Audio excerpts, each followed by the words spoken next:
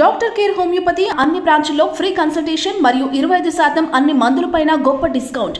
So ఏంటి అసలు అతని జూనియర్ ఎన్టీఆర్ స్టాండ్ అనేది చాలా మందికి ఒక పెద్ద క్వశ్చన్ మార్క్ లాగా అయింది. సార్ నేను అనుకోవడం తారక్ స్పందించకపోవడానికి కారణాలు నేను అనుకోవడం చెప్తున్నా. ఇప్పుడు మీరు అడిగారు కాబట్టి ఇంతసేపు 4 ఏళ్ళు 3 ఏళ్ళు ఆగిపోయింది ఏది, లేకపోతే ఆ టైం పీరియడ్లో 3-4 సినిమాలు చేయాల్సిన వ్యక్తి ఆ టైంలోనా? అంతేగా. ఇప్పుడు RRR చేయాల్సిన టైంలో ఆ టైంలో 3-4 సినిమాలు చేయాల్సిన టైమే కదా అది, ఆగిపోయింది. కాకుండా ఇప్పుడు ఈ సినిమా చేయడానికి దేవర చేయడానికి కూడా దాదాపు 1 సంవత్సరం వెళ్ళిపోతుంది. మ్యాగ్నానిమిటీ అద్భుతంగా, బిగ్ క్యాన్వాస్ మ్యాగ్నానిమిటీ ఉంది. 2 parts అని చెప్పేసాడుగా డైరెక్టర్. తెలీదు, డైరెక్టర్ ఓపెన్ చెప్పారా? స్టేట్మెంట్ ఇచ్చాడు. ఓహో, నాకు అది తెలియదు. మొన్న 3 రోజుల క్రితమే తను వచ్చి తను ఒక వీడియో రిలీజ్ చేశాడు. ఓకే, ఇది అంటే మేము మామూలుగా అనుకున్నాం, ఒక సినిమా అనుకున్నాం, కానీ అది చూస్తా ఉంటే వెళ్తా ఉంటే ఇది అంటే ఒక సీన్ కానీ ఒక డైలాగ్ కానీ మనం దాన్ని తీసేయడానికి లేదనిపిస్తా ఉంది. అందుకని 2 పార్ట్లుగా దీన్ని చేయాలనుకుంటున్నాం ఆయనే వచ్చి కెమెరా వచ్చి చెప్పాడు, మరి చూడండి రిలీజ్ చేశాడు. ఓకే, మరి ఇంత మ్యాగ్నానిమిటీ ఉన్న అంటే ఈ పీరియడ్ లో యాక్ట్ చేయాల్సిన నేను అనుకోవడం. తనకి న్యాచురల్ గా యాక్టింగ్ అంటే విపరీతం కదా, ఇంకా టైం ఉంది కదా చేయడానికి, వాటెవర్ ఇంకా రావడానికి కూడా టైం ఉంది కాబట్టి ఈ సినిమాలు ఇవన్నీ ఎక్కువగా దేని మీద కాన్సన్ట్రేట్ చేద్దాం అనుకుని ఉంటాడు. అందుకని దేని మీద స్పందించకుండా ఉన్నాడేమో అనుకుంటున్నా. మేబీ అంటే అదే మనకి అతను చెప్పేదాకా వాళ్ళిద్దరు అన్నదమ్ములు ఎవరో ఒకరు చెప్పేదాకా మనకేం తెలియదు, లేకపోతే ఎవరితో పంచుకుంటేనో తెలుస్తుంది అంతే. సో ఇప్పటిదాకా అయితే అది గుంభరంగానే ఉంది కాబట్టి తెలియదు. ఇంకొకళ్ళు ఏంటంటే అవతల పక్షంలో ఆయన క్లోజ్ ఫ్రెండ్స్ వీళ్ళు ఉండరు కదా, నాని, కొడాలి నాని, వల్లభనేని వంశీ. సో అందువల్ల కూడా ఈయన ఎటు కాకుండా అలా ఉన్నాడు, వయామీడిగా అట్లా మాట్లాడకుండా ఉన్నాడు అనేది కూడా. అంటే ఎందుకంటే కొడాలి నాని మాట్లాడు దీని మీద అని ఆయన స్టేట్మెంట్ ఇస్తున్నాడు, ఒక పక్క నాని. ఓకే, ఇలాంటి రాజకీయం ఇప్పుడు జూనియర్ ఎన్టీఆర్ గారి చుట్టూ నడుస్తూ ఉంది. ఏమవుతుంది ఏంటి రేపొద్దున ఏంటి అనేది మరి చూడాలి మనం. సో మీకైతే రాజకీయాలు ఏమైనా ఇంట్రెస్ట్ ఉంటుందా? నాకా అంటే రైట్ టైం అనుకున్నప్పుడు వస్తాను, కావాల్సిన టైంలో సమ్వేర్ ఓకే మంచిది అనుకుంటే, ఇఫ్ నేను గనక టైం కేటాయించగలను, నేను నేర్చుకొని, అది కూడా మనకు తెలియకుండా ఆషామాషిగా రేపు పొద్దున్న రమ్మన్నారు వెళ్ళిపోయి పట్టుకొని వెళ్ళిపోవడం కాదు.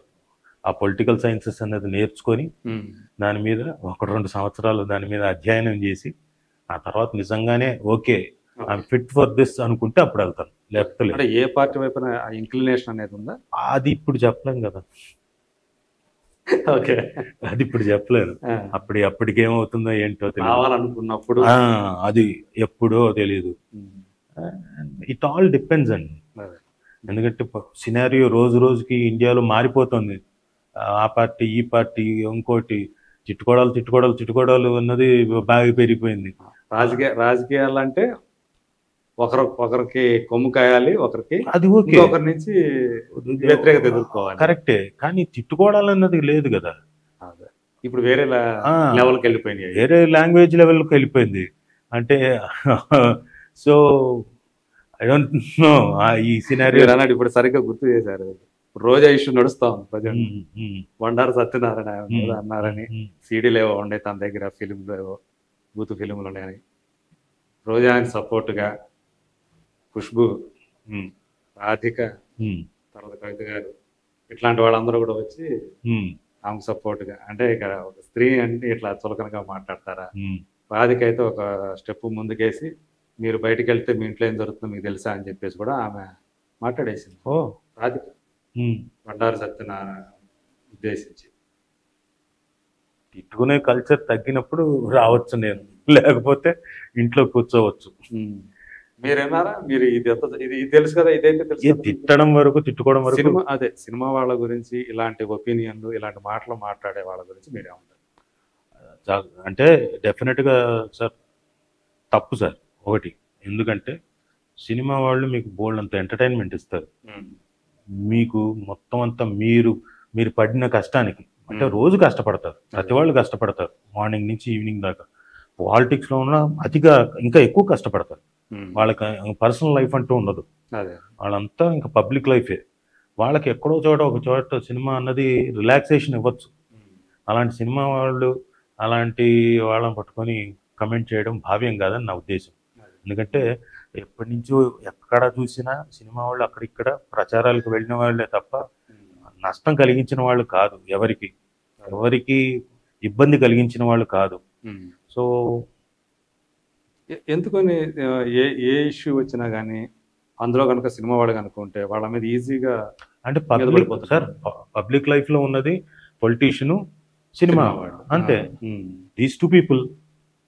సో అందు గురించి ఈజీగా సాఫ్ట్ టార్గెట్ ఈజీగా మహా అంటే ఒక చిన్న రాయి స్పెక్ ఇలా విసిరితే చాలు మొత్తం అద్దం పగిలిపోతుంది సినిమా వాళ్ళ జీవితం. మొత్తం అందరికి అదే అంటున్నా, అది తప్పంటున్నా. ఇప్పుడు అన్ని రంగాల్లో ప్రతి దాంట్లో మంచి చెడు రెండు ఉంటాయి ఖచ్చితంగా. ఏదైనా చెడు ఒకటి బయటపడిన ఇన్సిడెంట్ మొత్తం సినిమా మొత్తానికి తెలుగు చిత్రసీమ ఇదైపోతుంది అదైపోతుంది. లేటెస్ట్ గా నవదీప్ ఇష్యూ చూసుకున్నా గానీ అతనికి తెలుసు కదా, మనం మొన్న వీళ్ళు పోలీసులు మళ్ళీ పిలిచారు. లేటెస్ట్ గా ఈడీ వాళ్ళు నోటీసులు పంపించారు ఎన్ఫోర్స్మెంట్ డైరెక్టర్ ఈ రోజా ఎస్ ఉంది. ఓకే, తను సినిమా యాక్టర్, కానీ మొత్తాన్ని టాలీవుడ్ అది సహజంగా సంచలనం. అంటే మీరు మొత్తాన్ని అదే మీరు కూడా క్యూబ్ టీవీ వారు కూడా అలాగే ముందు హెడ్డింగ్స్ కూడా మీరు కూడా అలా పెడతారు కదా సార్. ఏ మాటగా మాట చెప్పి మాట్లాడుకుందాం, లోపల కంటెంట్ వేరు. అదే సినిమా నటుడు కాబట్టి అదే అంటున్నా. నిజమేనా అంటే ఇప్పుడు మన మొత్తం ఇక్కడేందంటే మనది ఒక చోట ఉన్న ప్రపంచం కదా, విస్తరించి మొత్తం అంతా ఉండేది కాదు. కాబట్టి అందరూ ఇక్కడి నుంచి మాట్లాడుకుంటూ ఉంటారు, అరే మనోడు అవును మన నవదీప్ని ఇట్లా అన్న. కాబట్టి మొత్తానికి ఆపాదించేస్తారు. అది కొంచెం మన మనసుకు బాధ కలిగిస్తుంది. డెఫినెట్ గా కొంచెం వాళ్ళందరూ కూడా చాలా మందికి బాధ అనిపిస్తుంది. ఎందుకంటే దానివల్ల ఏమవుతుందంటే మిగతా వాళ్ళకు కూడా, చూసే వాళ్ళకు కూడా, బయట నుంచి చూసే వాళ్ళకి సినిమా వాళ్ళంతా ఇంతేరా, సినిమా వాళ్ళకి పిల్లల్ని ఇవ్వడమే కష్టం, ఆ తర్వాత ఇలాంటివి ఏమైనా వచ్చాయంటే సినిమా వాళ్ళంతా ఇంతేరా, సినిమా వాళ్ళంతా వీళ్ళు, అదొక లేబుల్ అంటించేస్తారు.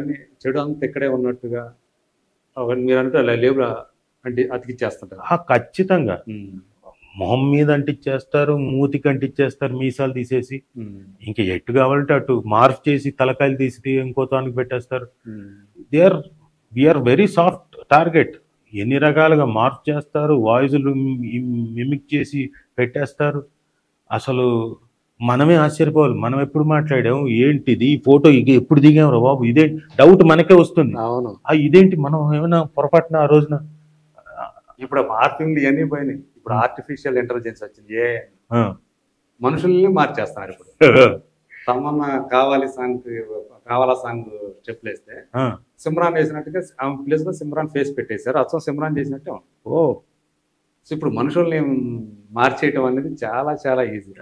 ఇంకో సంగతి చెప్పనా, ఇప్పుడు వైరల్ అవుతుంది ఒకటి, ప్రభాస్ అనుష్క చూశారు ఒళ్ళో బావుని పెట్టుకొని చూశారు, ఆ ఫోటో చూశారు.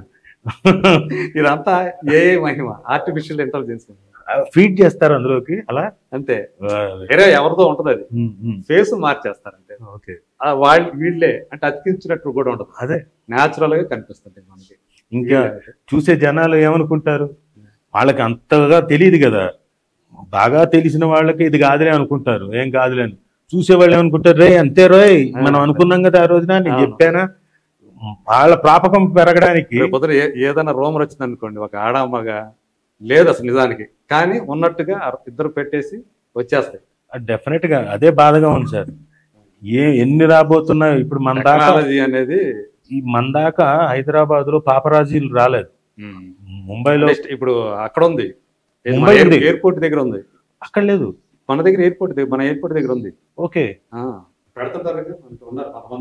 ఓకే, కెమెరామెన్లు ఫోటోగ్రాఫర్లు ఉన్నారు అక్కడ. ఓకే, అక్కడి నుంచి వచ్చేస్తారు. అది ఎయిర్పోర్ట్ వరకు ఉంటే ప్రాబ్లం వరకే, అది ప్రాబ్లం లేదు. ఎందుకంటే మనకి ముంబైలో పాపరాజీలు మొత్తం కనపడితే మొత్తం తీసేస్తుంటారు. పాపం ప్రైవేట్ లైఫ్ అనేది ఉండదు ఇక్కడ. అంటే ప్రైవేట్ లైఫ్ వదిలేసేయండి, వాళ్ళ ఇంటి నుంచి బయటకు వెళ్ళి ఎక్కడికి వెళ్తున్నారు ఏంటి ఇవన్నీ కూడా మొత్తం మీరు అన్నట్టు ఆ పాపరాజీ అనేది పనిచేస్తాను ఉంటుంది. అంటే అట్లా అయిపోయింది వాళ్ళకి, ఇంట్రెస్టింగ్ అనమాట. అది ఇంట్రెస్టింగ్ తప్పు కదా సార్, వాళ్ళ ఫ్యామిలీలు ఉంటాయి, ఆర్టిస్టులకు వాళ్ళకు ఉండదా ప్రైవసీ అనేది. బయటకు వచ్చారంటే ప్రైవసీ అనేది అది మాత్రం నేను ఏకీభవించాను సార్. ఎందుకంటే ఆర్టిస్టులు దేవుళ్ళు చాలా కష్టపడతారు. అల్టిమేట్గా అందరికి ఎంటర్టైన్మెంట్ ఇవ్వడానికి కష్టపడతారు, అందరినీ ఆహ్లాదపరచడానికి. ఏది దెబ్బలు తిని